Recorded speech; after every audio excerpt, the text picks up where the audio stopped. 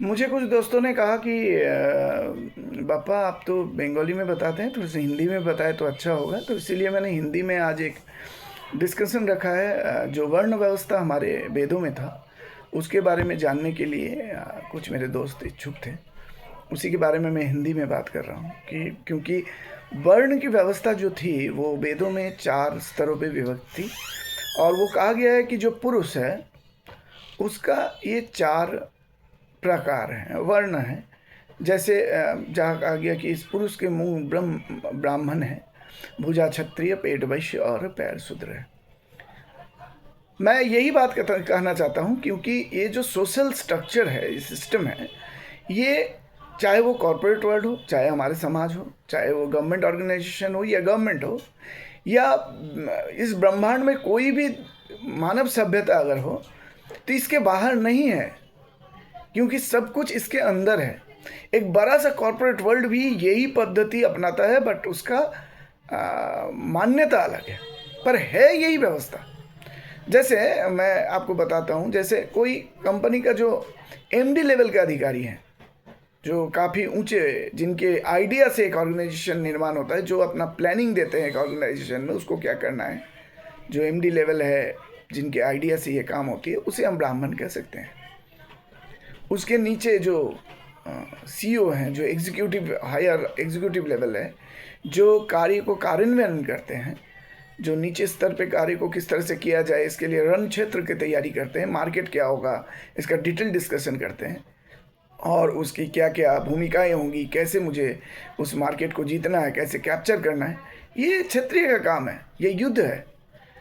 और third level में जो आदमी बिजनेस लाता है, चाहे वो आपका रिटेलर हो सकता है, डिस्ट्रीब्यूटर हो सकता है, या मार्केट का छोटा से छोटा जो अपना बिजनेस लाता है इस कंपनी के लिए, तो वो वैश्य है।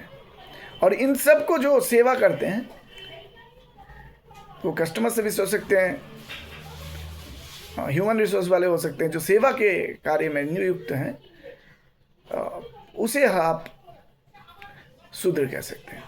तो ये जो वर्ण व्यवस्था थी वेद में, इसी की आलोचना किया गया है, ना कि जातिवाद का।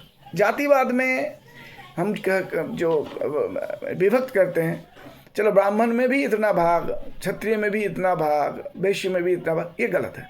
ये नहीं था, ये राजनीति करने के लिए लाया गया, क्योंकि वर्ण व्यवस्था हर एक समाज में एक मूलभूत सिद्धांत है, एक वैज्ञानिक सिद्धांत है। इसको आप परिवर्तन नहीं कर सकते।